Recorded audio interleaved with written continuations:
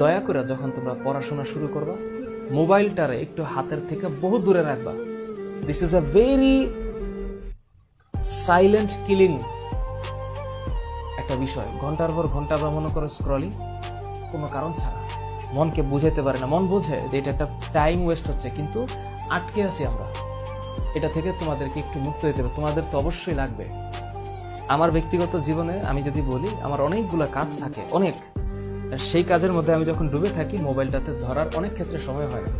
কিন্তু তোমরা যারা ক্লাস 9-এর বা 10-এর, তোমাদের তো সংসারের ভার এখনো মাথায় পড়ে নাই। যেদিন পড়বে, সংসার বলতে ইকোনমিক সলভেন্সি আনার জন্য যে কাজ তোমার বাবা মা করতেছে বা তোমার লিগ্যাল গার্ডিয়ান করতেছে, সেই দায়িত্বটা যখন তোমার উপরে পড়বে, তখন দেখবে যে পৃথিবীর সবকিছু একটু অন্যরকম লাগবে।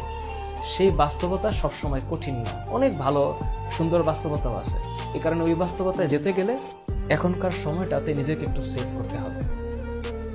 উগ্রতা, হঠাৎ করে দেখে নিব, এই করে নিব, সেই করে নিব, এগুলা থেকে একটু বিরত থাকতে হবে। আল্লাহ তাআলা ধৈর্যশীলদেরকে পছন্দ করেন।